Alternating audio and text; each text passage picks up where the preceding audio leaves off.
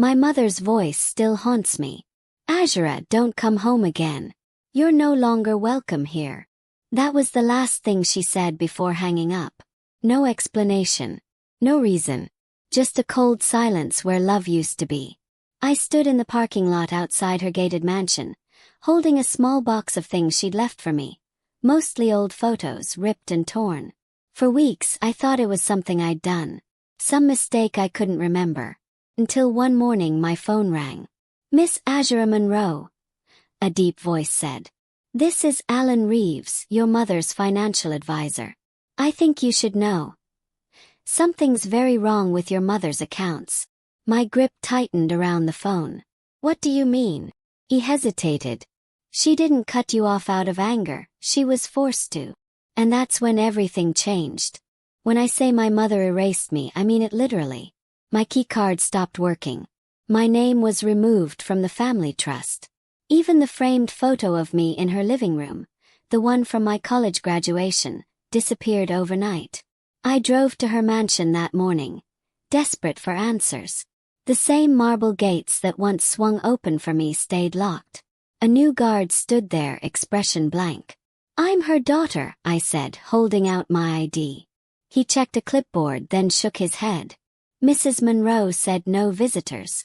Especially not you." Those words burned deeper than I expected. Especially not you. I tried calling her, texting her, emailing her. Nothing. It was like I'd died and she'd just moved on. I sat in my car for hours, watching the curtains shift inside the house I grew up in. I thought I saw her silhouette once, just for a second, but she turned away. That night, I went home to my small apartment downtown. The one she used to call, "that box you hide in." I scrolled through old voicemails, searching for some sign, some clue, anything that explained why my mother, the woman who used to tuck me into bed and call me her miracle, suddenly wanted me gone. But there was nothing. 3 days later my phone rang. Unknown number. Normally I'd ignore it. But something told me to answer. "Miss Monroe," the man's voice said. "My name is Alan Reeves. I'm your mother's financial advisor." My pulse quickened. "Yes. I know we've never met, but you need to hear this in person. Can you meet me tomorrow morning at my office?" He sounded uneasy, like he was being careful with his words. "Is my mother okay?" "Yes. Was. She's safe but not well. I'll explain everything when you get here." The call ended. That night sleep was impossible. My mind spun through memories, her laughter, her perfume, the way she'd hum while cooking breakfast. None of it matched the cold woman who just erased me from her life. I showed up the next morning at a sleek office building downtown. The receptionist recognized my name immediately. "Oh right. Mr. Reeves said to bring you straight in." His office was glass-walled, full of framed degrees and quiet tension. Alan Reeves was in his 50s, silver-haired, sharp-eyed. He stood to greet me, shaking my hand firmly. "Thank you for coming, Miss Monroe," he said. "This isn't easy to say." I sat, heart racing. "Just tell me." He hesitated, then opened a file on his desk. "Your mother's accounts show a series of massive withdrawals over the last 6 months. Millions. And she didn't authorize them." My mouth went dry. "Then who did?" He met my eyes grimly. "Someone close to her. Someone she trusted. And the name on the forged transfer documents was yours." For a moment I couldn't breathe. "My name," I repeated, my voice barely a whisper. Alan nodded slowly. "The signatures match your official documents. Same loops, same angles. Whoever forged them knew exactly how you write." I stared at the papers spread across his desk. Bank transfer slips, authorization forms, even emails that looked like I'd sent them. Every detail was perfect. Except I hadn't written a single one. "I haven't touched her accounts," I said, shaking my head. "I don't even know her bank passwords." Alan leaned back. "That's why I called you. Your mother doesn't believe me. She thinks you took everything and ran." My throat tightened. "She believes that over me." "She's hurt," he said gently. Confused. The forgeries started right after she was diagnosed with early-stage dementia. Someone took advantage of that. My mind spun. Who had access? Her business manager. A man named Gregory Holt. He's been handling her estate and medical paperwork for months. Gregory. I remembered him. Slick hair, fake smile, the kind of man who called everyone dear while looking down on them. Alan continued. He convinced her you were manipulating her for money. That's why she shut you out. I clenched my fists. He's stealing from her and blaming me? Alan nodded gravely. I can prove it, but not yet. He's careful. We'll need to catch him making another move. I left his office with a knot of rage and fear twisting inside me. Outside, the city lights blurred into gold and gray, reflections of a world that suddenly felt hostile.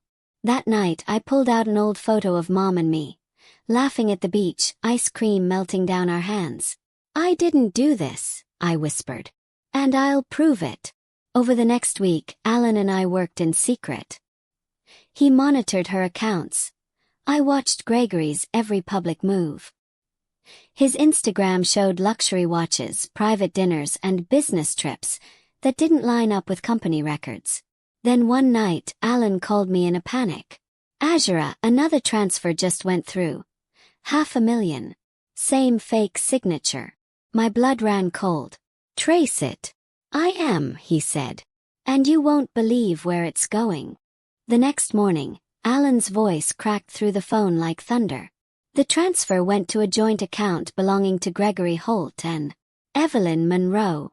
My breath caught. My mother. No. Your aunt. Aunt Evelyn, Mom's younger sister. The free spirit who'd borrowed money from everyone but never paid it back. I felt my world tilt. They're working together. It looks that way, Alan said grimly. She's been helping him hide the stolen funds. They both forged your name to keep suspicion off themselves. I slammed my hand against the counter. That's why Mom believed them. Evelyn's always been her weak spot. That night, I drove to Evelyn's townhouse on the east side. The porch light was on. I could see her silhouette inside, swirling a glass of wine, laughing on the phone. I rang the bell. She opened the door, surprise flickering across her face before melting into a cold smile. Azura, haven't seen you in ages. Shouldn't you be in hiding? I pushed past her. You're stealing from Mom. Both of you. She laughed, a sharp fake sound. Sweetheart, your mother's fine. She just realized money's safer in responsible hands. Responsible. Snap. You and that snake Gregory. Her eyes darkened. Careful what you say. Gregory has influence, and proof you've been forging her name for months. I stepped closer. Then why are you so nervous? She flinched. Just for a second, enough. I leaned in, lowering my voice. Alan has the data. The accounts, the timestamps, everything. You think you're safe, but you're not. Evelyn's hand trembled as she set down her glass. You don't know what you're dealing with, Azura. Gregory doesn't lose. I turned toward the door. Neither do I. The moment I left, I called Alan. We need to move now. He sighed. Then we'll bait them. I'll draft a fake document. A final inheritance transfer signed under your name. If they bite, we'll have proof of forgery and intent. My pulse pounded. Let's do it. That night, he sent the fake transfer to Gregory's firm. And within 24 hours, the bait was taken. Started with a knock on my door. 2 detectives. Polite, firm, expressionless. Miss Azura Monroe. Yes. You're under investigation for financial fraud involving the Monroe Family Trust. Froze. What? They showed me documents, my signature, my email, my name. Exactly the same forged files Alan had shown me days before. Only now they were evidence. Someone's framing me. Protested. They exchanged a look. You can explain that downtown.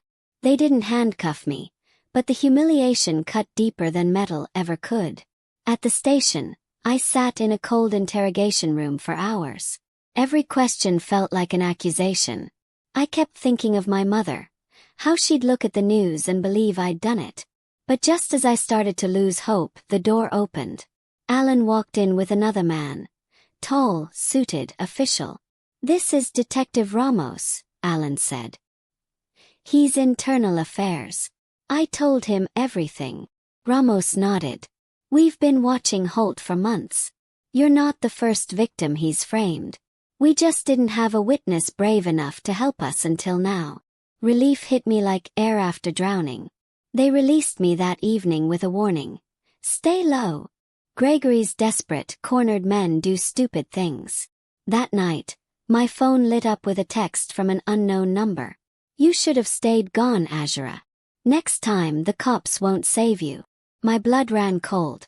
Alan insisted I move into a secure hotel under police watch. But even there I couldn't sleep. My mind replayed every word, every threat. Then, around 3 a.m., an email notification blinked on my laptop. The sender: Gregory Holt. The subject line: final offer. Clicked it. "You walk away now, and your mother's name stays clean. Keep pushing and she goes down with me." My fingers shook as I typed back, "You won't touch her again." And I meant it. Gregory's firm sat on the 40th floor of a glass tower. All mirrors and lies. Alan waited in a van across the street. Headphones on, monitoring every word. I walked in calmly, my heart hammering so hard I could feel it in my throat. Gregory stood by the window, looking like a man who thought he'd already won. "Azura," he said smoothly. "You're brave. I'll give you that." "You ruined my family," I said quietly. He shrugged. "I simply redirected what was wasted." "You mean you stole it?" He smiled. "Words like that don't sound good on recordings." I fought to keep my face neutral. "Then maybe you shouldn't confess so easily." His expression flickered. "What are you playing at?" I took a step closer. "Tell me, Gregory, did you enjoy using my mother's illness to line your pockets? Did Evelyn help you sleep better at night?" He laughed. "Your aunt. She was easy. They always are." I said nothing. Just let the silence stretch until his arrogance filled it. He poured himself a drink. "You could have joined me, you know. You had potential. Instead you chose poverty and pride." That was the moment he slipped. The arrogance, the overconfidence. "Pride's a funny thing," I said, pulling my phone slowly from my pocket. "It records everything." His glass hit the desk. "You!" But before he could move, the door burst open. 2 detectives stormed in, Alan behind them. Ramos held up his badge. "Gregory Holt, you're under arrest for fraud, embezzlement, and identity theft." Gregory's face drained of color. "You set me up." I smiled faintly. "No. You set yourself up." They cuffed him as he shouted threats that no longer mattered. When it was over, I stood by the window, the city below glowing gold against the dusk. Alan joined me quietly. "You did it," he said. "Your mother's safe. The accounts are frozen. He can't touch her again." I looked down at the ring I'd worn since childhood, the one Mom gave me. "She still thinks I betrayed her." Alan nodded softly. "Then tell her the truth. Let her see the daughter she almost lost." It took me 3 days to gather the courage to face my mother. 3 days of news headlines, police reports, and endless phone calls from reporters who didn't care about truth, only scandal. When I finally stood outside her mansion again, the same guard who'd turned me away before opened the gate without a word. He must have known. The front door creaked open, and there she was, my mother. Margaret Monroe. Still elegant, still radiant, but smaller somehow. Fragile. For a second neither of us spoke. Then she said softly, "You shouldn't have come." My voice trembled. "You still think I did it?" Her eyes glistened, but she stayed silent. I stepped closer. "Mom, they arrested Gregory." He confessed. "He and Aunt Evelyn forged my name, not me." Her hand shook. "I don't know what to believe anymore. Everything's been lies." I swallowed hard and pulled a folder from my bag. "Then believe the truth. These are the police reports. The recorded confession. Alan Reeves verified it himself. She hesitated, then took the papers. Her eyes moved over every line. With each page, her face crumbled a little more. When she finally looked up, tears rolled down her cheeks. My God, what have I done? I didn't answer. Couldn't. My throat ached from holding back everything I'd wanted to say. She reached for me, tentative, trembling, and whispered, Azura, I thought I was protecting myself. Gregory said you were trying to take advantage of my condition. He showed me fake emails, bank alerts. I was so scared. I know, I said quietly. That's what he wanted. She broke down then, sobbing into her hands. For years she'd been my pillar, the unshakable force of our family. Now, she looked like a woman who'd just realized she'd burned her own home down. I wrapped my arms around her. It's over now. You're safe. But as we stood there, she whispered something that chilled me. Gregory wasn't the one pulling the strings, Azura. He was working for someone else. Pulled back, confused. What? Who? She looked toward her study, toward the heavy wooden door where Gregory used to meet her for advice sessions. Someone who wanted the money, but not for greed, she said. For revenge. The name echoed in my mind like thunder. Daniel. My father. He died 12 years ago in a boating accident. Or so we were told. Mom, I whispered. That's impossible. Her eyes were glassy, distant. I thought so too. But a few months ago, Gregory showed me documents. Financial records, investments, even photos. He said Daniel survived, changed his name, and wanted me to hide the truth. I stared at her. Why didn't you tell me? She looked away. Because part of me wanted to believe it. I thought maybe he'd found peace somewhere. Until Gregory started moving money. I thought it was for Daniel. Now I realize it was for himself. I ran a trembling hand through my hair. You're saying Dad's alive? She shook her head. I don't know anymore. But if he is, he's in danger too.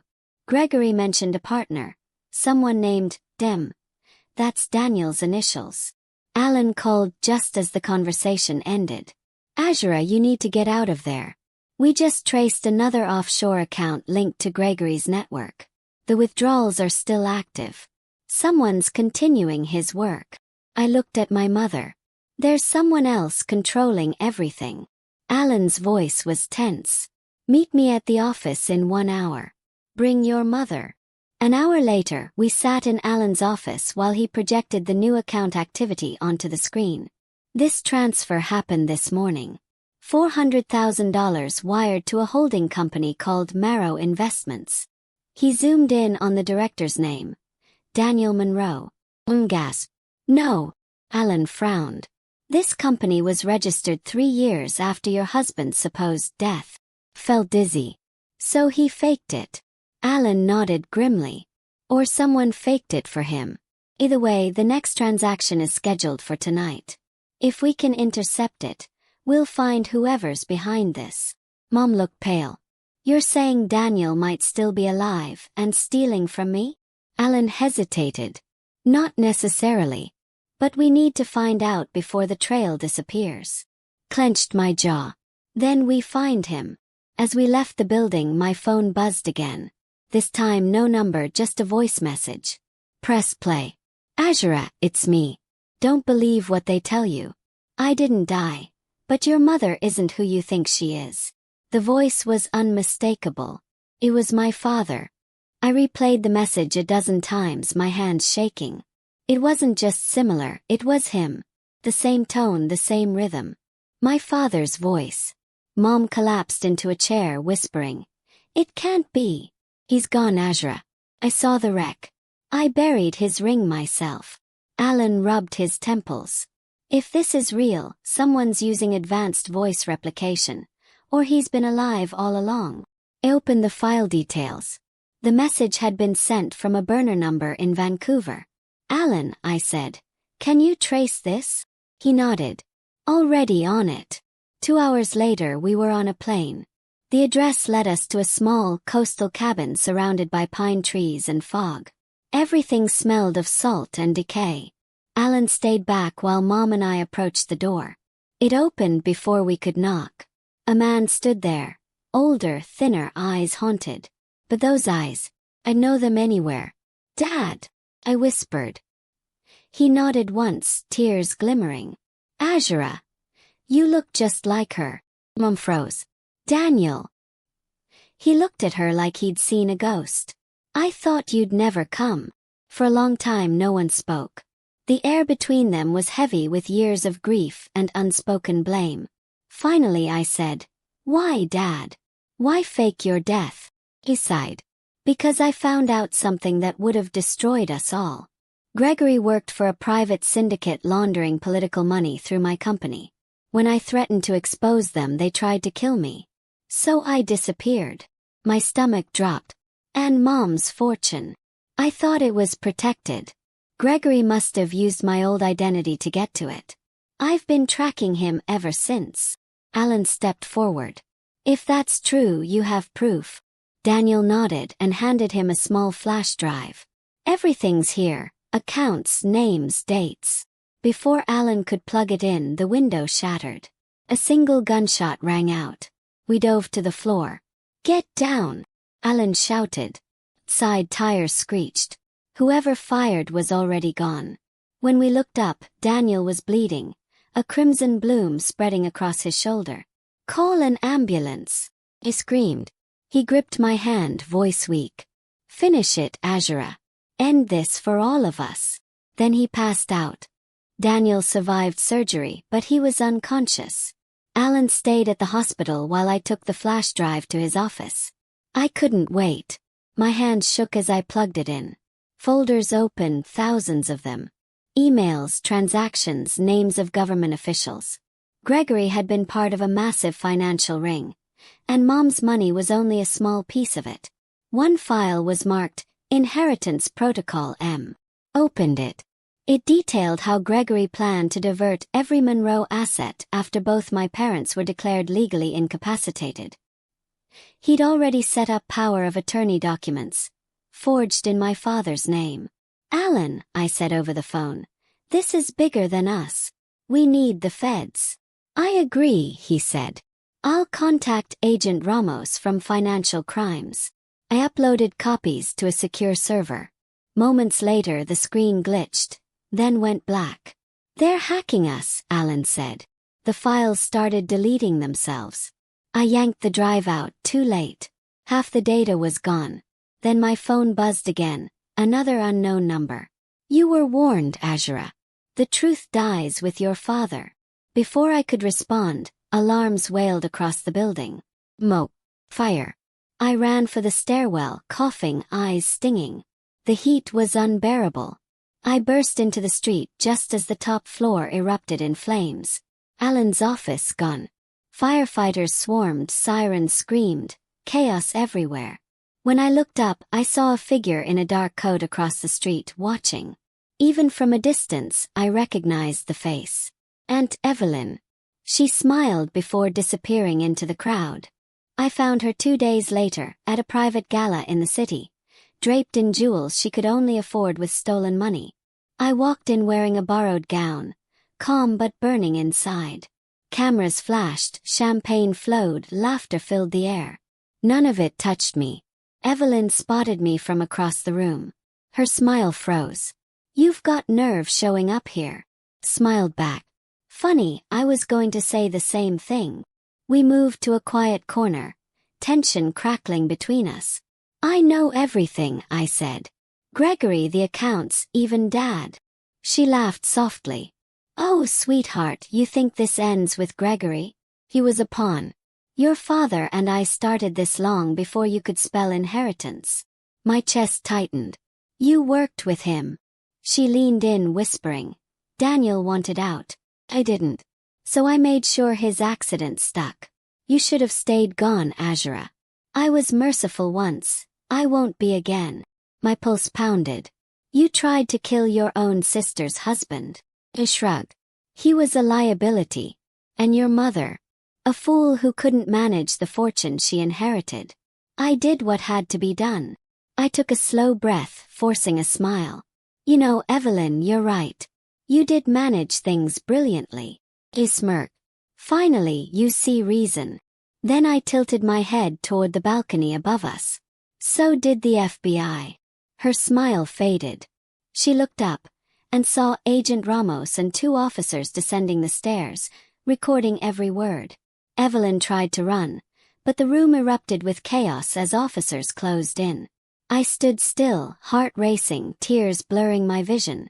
As they dragged her away, she hissed, "This isn't over, Azura. Blood always comes first." I whispered back, "Then it's time for new blood." The crowd parted, cameras flashing. The story would spread fast.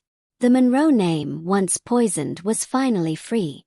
The night Evelyn was arrested, the city lights seemed softer, like the universe had exhaled. Reporters camped outside the courthouse, shouting questions about the Monroe scandal. I said nothing. For once, silence was my power. Mom stayed in the hospital with Dad, who was finally stable after surgery. I visited them the next morning. The air in his room smelled of disinfectant and lavender, a mix that made me both anxious and calm. He looked older, grayer, but when he saw me, his eyes lit up with that same warmth I'd been missing all my life. "You look just like her," he said weakly. I sat beside him. "She's here, Dad. She never stopped loving you." He smiled faintly. "Then I can rest now." "Rest?" I asked, alarmed. He reached for a folder on the table beside him. Sealed, old, worn at the edges. "This was supposed to reach you after I died. But since fate had other plans." I opened it slowly. Inside was a handwritten letter, dated 12 years ago. "My dearest Azura, if you ever read this, it means I failed to protect you. The world I built for our family was a facade, and your aunt, my sister-in-law, helped destroy it. I trusted the wrong people. I'm leaving behind evidence not just of my death, but of my redemption. Remember, truth isn't always loud. Sometimes it whispers through those who refuse to give up. Be that whisper, my girl. Finish what I couldn't." My tears fell onto the page. "You did protect us," I whispered. When I looked up, Dad was asleep, peaceful, steady breaths filling the room. Mom sat quietly in the corner, watching me. "He wrote that for you before the accident," she said softly. "He wanted you to inherit more than money. He wanted you to inherit courage." I took her hand. For the first time in years, there was no wall between us, no silence, no suspicion. Just 2 broken hearts learning how to be together again. Later that evening, Alan visited with Agent Ramos. They found offshore accounts linking Evelyn to 5 shell companies. "She'll face multiple charges. And thanks to your father's files, the entire ring is exposed." Ramos smiled. "You're not just clearing your family's name, Azura. You helped take down one of the biggest fraud networks in the country." I felt lighter, not proud, not victorious, just free. That night, I sat on the hospital balcony, the city glittering below like tiny stars. I whispered to the wind, "We're safe now, Dad." But deep down, I knew this wasn't the end. It was the beginning of something new, the rebirth of everything they'd tried to bury. 6 months later, the Monroe estate was unrecognizable, no longer a fortress of secrets, but a foundation of hope. The media had moved on, but I hadn't. I'd turned our mansion into a rehabilitation center for victims of financial abuse, people who'd been betrayed by those they trusted most. We called it the Blue Ledger Foundation, a name inspired by the ink my grandfather used, the same blue my father always signed his letters with. Mom was there every day, volunteering, laughing again. Her health was improving, her memory sharper. The doctors said love had done what medicine couldn't. As for Dad, he was recovering slowly in a seaside clinic. We talked every week. "I'm proud of you," he told me once, voice hoarse but sure. "You turned our shame into something sacred." Alan joined the board as a legal consultant, while Agent Ramos continued his investigation. The network Evelyn helped build was collapsing piece by piece. Justice wasn't quick, but it was real. One afternoon, while sorting through old family records for the Foundation's archive, I found a small envelope tucked between files. It had my name on it, in my mother's handwriting. Inside was a photo of me as a child, covered in flour, helping her bake cookies. On the back she'd written, "I said you weren't welcome once. I was wrong. You are the heart of this home, and always will be." My throat tightened. For years, I'd carried the weight of her rejection like a wound. Now it finally healed. That night I hosted our first fundraiser. The ballroom glittered under golden lights. Survivors I'd helped hugged me, thanked me. Some cried. I realized then, I hadn't just cleared my name. I'd reclaimed my story. When the music faded, I stepped onto the stage and spoke to the crowd. My mother once told me to stay away. I began, my voice steady. And for a long time I did. But sometimes, distance isn't punishment, it's preparation. Because when you lose everything, you learn what truly matters. Not blood, not wealth, but truth. Tonight we celebrate that truth. The crowd erupted in applause. Cameras flashed. Somewhere in the distance, I imagined Dad smiling. As I left the stage, Mom hugged me tightly. "Azura," she whispered, "your father was right.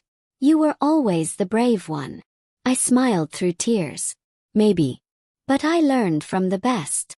Outside, the night air was crisp. I looked up at the stars, the same ones that had watched over me through every loss, every betrayal, every rebirth. "I'm home," I whispered. Like, comment, and subscribe for more cinematic stories of betrayal, justice, and redemption.